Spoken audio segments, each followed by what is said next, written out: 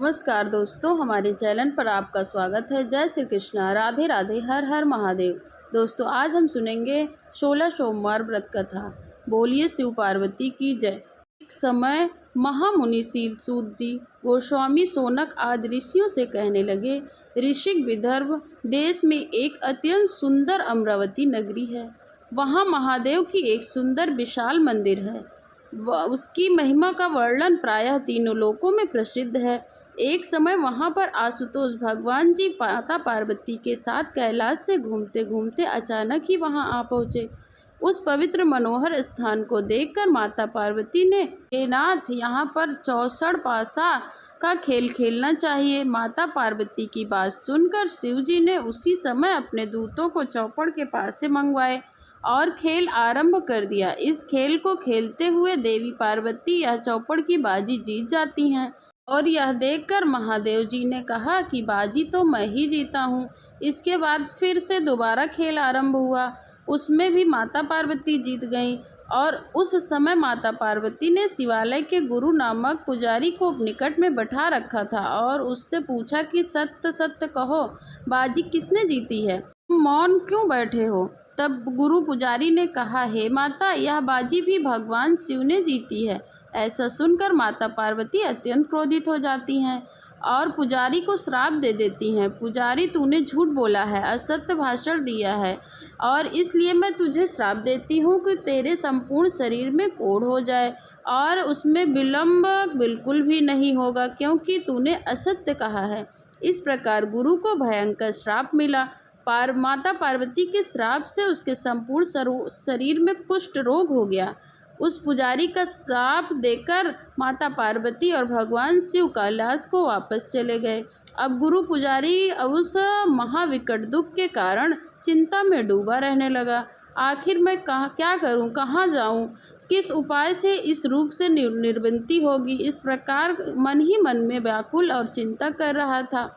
उसी समय स्वर्ग से एक अप्सरा पूजन की संपूर्ण सामग्री लेकर श्री महादेव जी की पूजा करने मंदिर में आई और उसने पुजारी को दुखी अवस्था में देखा तो उसने पूछा, यह पुजारी जी, आपको क्या हो गया है? तब गुरु पुजारी विनम्रता से सारी वृत्तांत कह सुनाया। उन्होंने कहा कि मुझे माता पार्वती जी ने यह श्राप दिया है क्योंकि मैंने असत्य वचन कहे थे। हे माता, अगर कोई आपके पास उपाय है तो शीघ्र बताएं। यह कष्ट मुझसे सहन नहीं हो रहा है। इतना कहकर वह दुखी होकर गुरु पुजारी उस अप्सरा के चरणों में गिर पड़ा। तब उस अप्सरा ने कहा, हे पुजारी, आप घबराइए मत। शुद्ध अंतकरण और पूर्ण श्रद्धा से भगवान शिव के 16 सोमवार के व्रत का पालन करो। इससे आपका कोढ़ रोग तत्काल ही दूर हो जाएगा। इतना कहकर उस सुंदर अप्सरा ने 16 सोमवार की संपूर्ण महात्मन और व्रत करने की विधि बताई और उसने यह भी बताया कि हे गुरु, सोमवार के दिन संपूर्ण दिन निराहार रहना है और फिर संध्या के समय में प्रदोष के समय माता पार्वती सहित शिव जी का पूजन करना। शास्त्रों के विधि विधान से, उपचार से और पंचाक्षर से ओम नमः शिवाय इस मंत्र का अधिक से अधिक जाप करना। भगवान शिव की कथा का श्रवण करना और कीर्तन भी करना। उसके बाद आधा सेर पका हुआ गेहूं का आटा लेकर बिना नमक के ही 3 रोटी बनाएं, अग्नि पर उसे सेकें और उसमें घी गुड़ मिलाएं और उसका चूरमा तैयार करें। उस चूरमे के 3 भाग बनाएं, प्रत्येक में बेल पत्र छोड़कर श्रद्धा भक्ति के साथ भगवान श्री भगवानी शंकर को नैवेद्य अर्पित करें। इसके बाद पहला भाग शिव को अर्पित करें, दूसरा भाग ब्रह्मचारी बालक को दें और तीसरा भाग प्रसाद के रूप में वर्कता स्वयं ग्रहण करें। इस प्रकार बिना खंडित किए 16 सोमवार का आचरण करना चाहिए और इस व्रत के संपूर्ण निष्ठा और प्रेम भाव से करना चाहिए। जब 17वां सोमवार आएगा तो उस दिन महाव्रत का उद्यापन करना चाहिए। इस व्रत को अपने परिवार के साथ मिलकर विधि पूर्वक यथाशक्ति उद्यापन करना चाहिए और उस समय 5 सेर गेहूं का आटा लेकर बिना नमक के ही रोटी बनाएं, अग्नि पर सेकें, फिर घी और गुड़ मिलाकर उसका चूरमा बनाएं। पूजन हवन आदि की संपूर्ण सामग्री लेकर शिवालय में जाएं। पत्नी के साथ शास्त्रों विधि से उद्यापन कार्य आरंभ करें और उसके लिए सबसे पहले पूजन करें, अभिषेक करें, हवन कथा आदि करके उस चूरमा के 3 भाग बनाकर नैवेद्य आशुतोष भगवान शिव को समर्पित करें। उसका प्रथम भाग तो भगवान शिव को अर्पित करें, दूसरा भाग मंदिर में प्रसाद बांटें और तीसरा भाग अपने घर लाकर सब परिवार प्रसाद ग्रहण करें। इस प्रकार 16 सोमवार व्रत की विधि बताकर अप्सरा ने कहा, हे गुरु, आप निश्चित ही श्रद्धा पूर्वक इस सर्वोत्तम व्रत को धारण कीजिए। भगवान शिव की कृपा से आपका संपूर्ण कुष्ठ रोग चला जाएगा और यह सत्य वचन है। इतना कहकर वह अप्सरा भगवान शिव का पूजन करके स्वर्गलोक में चली गई। उसके बाद गुरु पुजारी ने भी अपनी श्रद्धा अनुसार भक्ति से व्रत को धारण किया। व्रत समाप्त होते ही उस गुरु पुजारी का कुष्ठ रोग तुरंत ही नष्ट हो गया। उसका शरीर पहले के जैसे ही निर्मल हो गया और स्वच्छ बन गया। यही है 16 सोमवार व्रत की महानता। कुछ दिन बाद भगवान भोलेनाथ माता पार्वती कैलाश में घूमते हुए मृतलोक में फिर से आ पहुँचे और उसी शिवालय में पधारे। वहाँ पर गुरु को पहले के जैसा देखकर माता पार्वती को आश्चर्य हुआ। उस गुरु पुजारी को दिया हुआ श्राप उन्हें याद आया। तब आश्चर्य के साथ माता पार्वती ने पूछा, हे गुरु, तेरा कुष्ठ रोग किस विधि के उपाय से नष्ट हुआ है? तब गुरु पुजारी हाथ जोड़कर माता पार्वती के चरणों में गिर पड़ा। उसने कहा, हे माता, मैंने कैलाशवासी भगवान शंकर को ध्यान करके 16 सोमवार मनसा व्रत धारण किया था। उन्हीं से भवानी शंकर की कृपा से यह संपूर्ण कुष्ठ रोग नष्ट हुआ है। उन प्रभु की अनंत लीला अपरंपार है। ऐसा कहकर गद्दवाड़ी से गुरुजी ने माता पार्वती को संपूर्ण व्रत की विधि को सुनाया। इस प्रकार गुरु पुजारी के मुख से व्रत की विधि सुनकर माता पार्वती अत्यंत विस्मित हुई और मन ही मन सोचने लगी कि इस व्रत की महिमा तो बड़ी चमत्कारी है।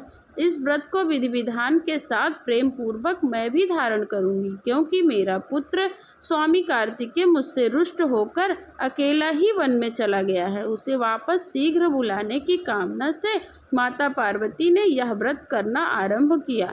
जब व्रत के समाप्त होते ही वन में रहने वाले स्वामी कार्तिकेय के मन में विचार आया कि माता से क्रोध करना ठीक नहीं है।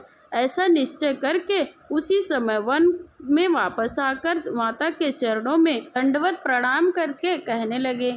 इस प्रकार कहने लगे, माता, आपके पास आने का मेरा बिल्कुल भी मन नहीं था। एक क्षण भर भी मैं नहीं आना चाहता था, लेकिन आज अचानक ही मेरे अंतरकरण में ऐसा भाव उत्पन्न हुआ कि मुझे माता जी के शुभ दर्शन शीघ्र ही करने चाहिए। इसलिए माता, आप मुझे बताएं कि इसका क्या कारण है, आखिर ऐसा अचानक से क्यों हो गया। तब माता गिरजा ने कहा, हे मेरे पुत्र, 16 सोमवार मनसा व्रत का पालन किया था और उसी व्रत के प्रभाव से तेरे स्थित मन में मुझे से मिलने की सद्भावना जागृत हुई है।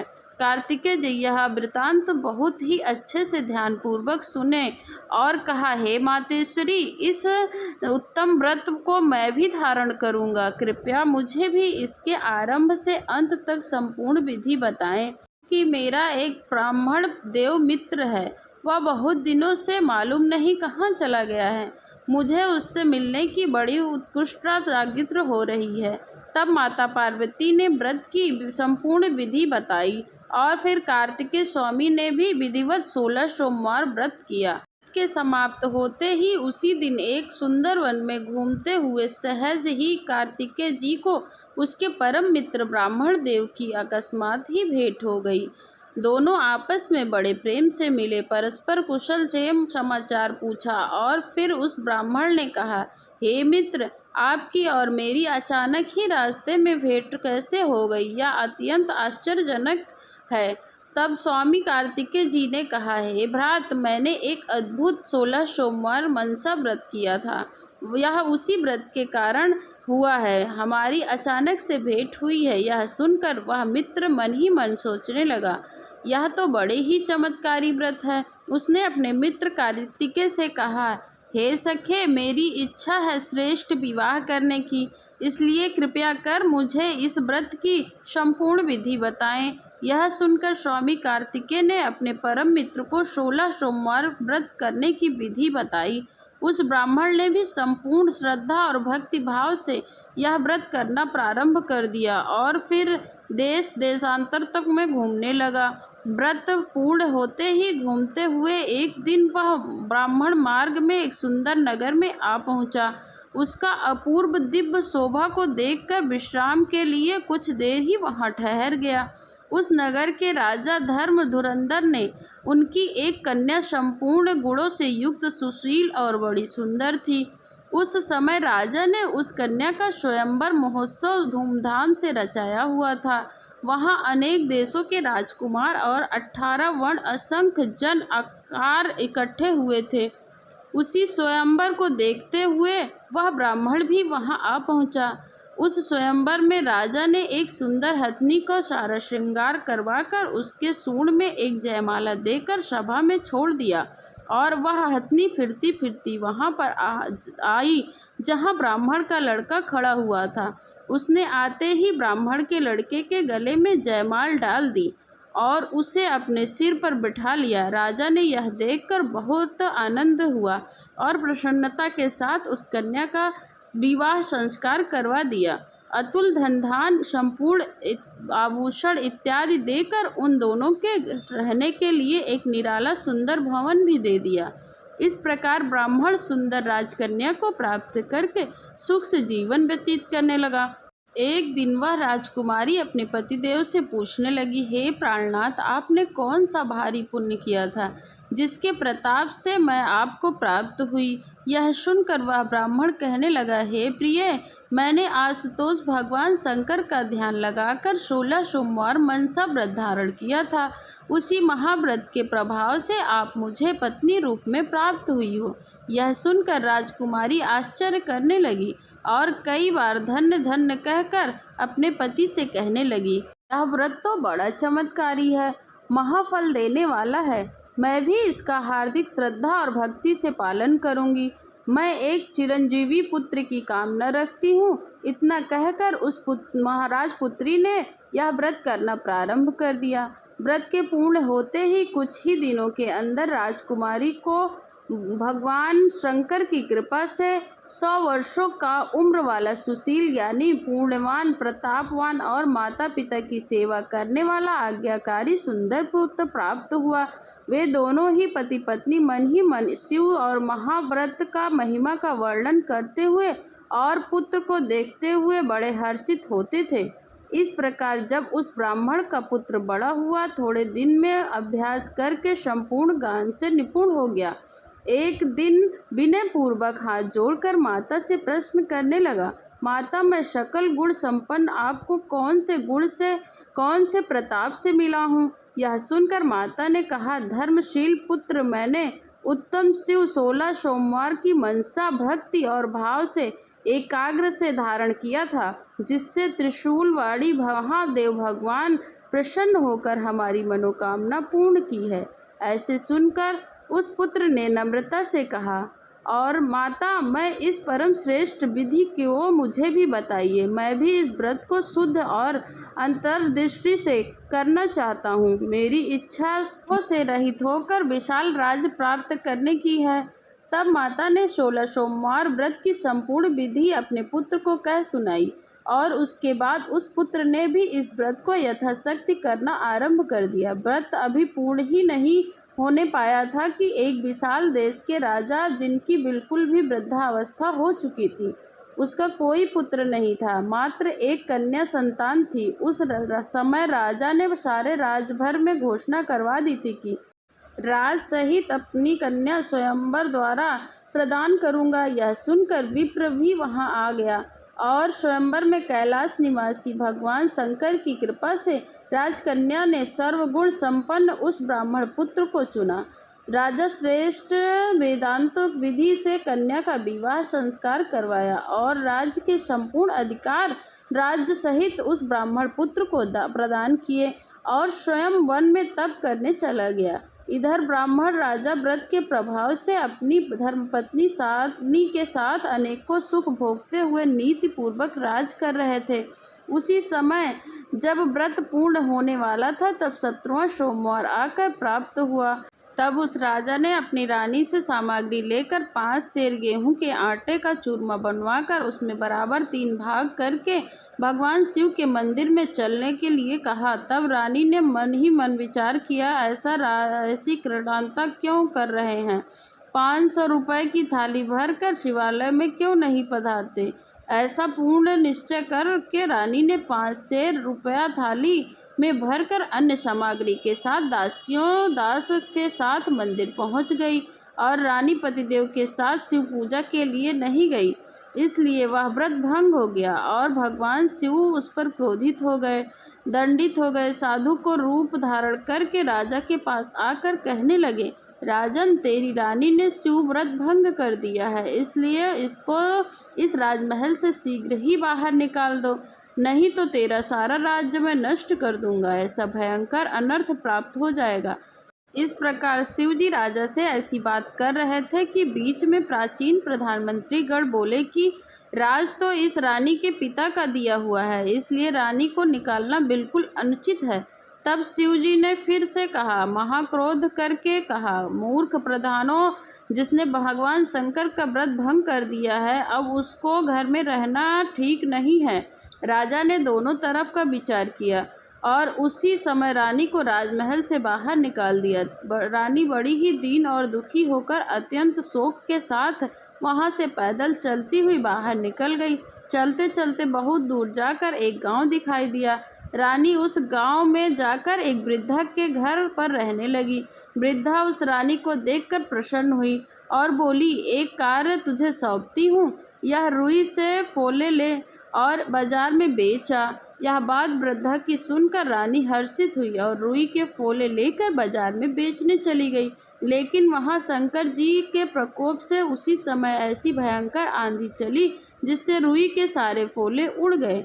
और तब रानी ने आकर उस वृद्ध स्त्री से कहा, हे माता, ये रुई के फोले अद्भुत हवा चलने के कारण उड़ गए। उस वृद्धा ने आश्चर्ययुक्त वचन सुनकर रानी से कहा, अब तू मेरे घर नहीं रह सकती, शीघ्र ही यहाँ से चली जा।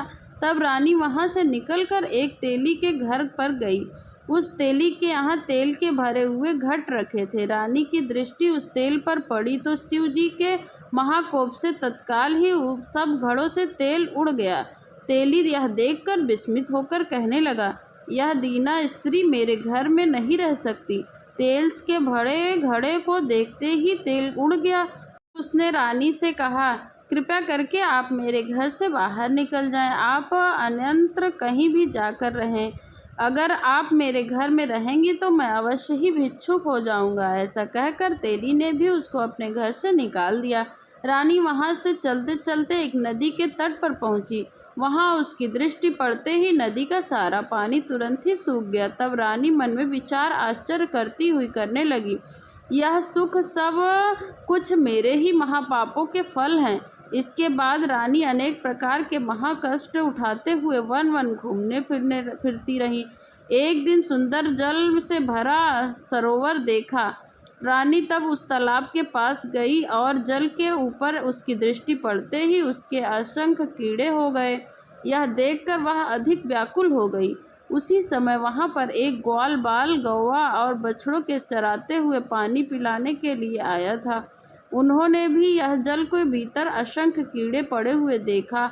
आपस में कहने लगे, यह पानी तो पीने लायक ही नहीं है। ऐसा कह के वहां से चले गए। इतने में वहां जल लेने के लिए तपस्वी गोसाई महाराज आए। उन्होंने भी यह चरित्र देखा। उनको रानी की दशा पर बड़ी दया आई। फिर कहीं और पानी भरकर रानी के साथ लेकर आए।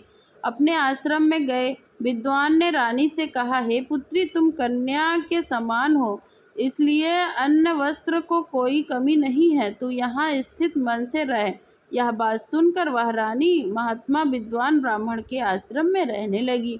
आश्रम का सारा कार्य करती, लेकिन शिव व्रत की वजह भंग करने से अनेक दुख को मिलते ही खाने पीने की जितनी वस्तुएं होती वह स्पर्श करती सारी चीजें में कीड़े पड़ जाते और यह देखकर गोसाई अत्यंत चिंतित हुआ, आश्चर्य करने लगा और मन में विचार करने लगा कि अब क्या करना चाहिए। इस निराश्रित दीन दुखिया अबला को क्या दोष है? ऐसा कोई उपाय तो होगा जिससे सभी दोष संकट से मुक्ति मिल सके। इस प्रकार पूर्ण निश्चय कर गोसाई महाराज उस भगवान शंकर को उपव्रत करना आरंभ कर दिया। इसके कुछ ही समय में भोलेनाथ प्रसन्न हुए और प्रत्यक्ष रूप से प्रकट हुए। व्रत से मैं प्रसन्न हूँ, वर मांगिए। तब गोसाई जी चरणों में गिर पड़े, हाथ जोड़कर प्रार्थना करने लगे कि हे भगवान, इस भाग्यहीन अबला पर क्या दोष लगा है? उससे कैसा छुटकारा पा सकती है? कृपा करके मुझे बताइए।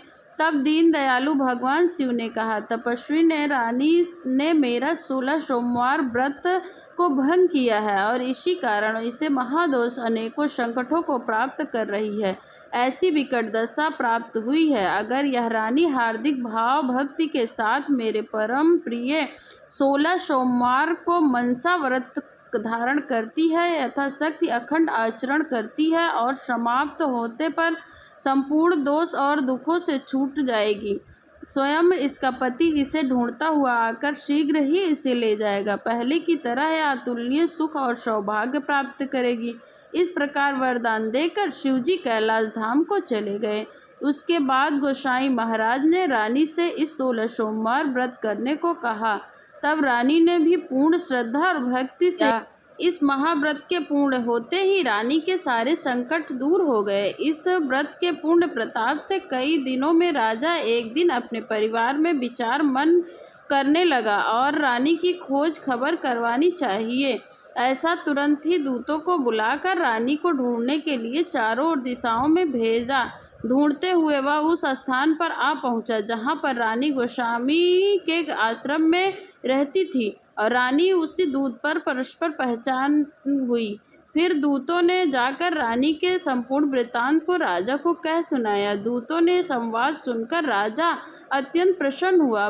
प्रधानमंत्री के साथ उस वन में आकर गोसाई महाराज से मिले और रानी को अपने साथ लेकर चलने के लिए तैयार हुए। उस समय राजा ने गोसाई के वस्त्र आदि भेंट कर नम्रता से प्रार्थना करके क्षमा याचना की।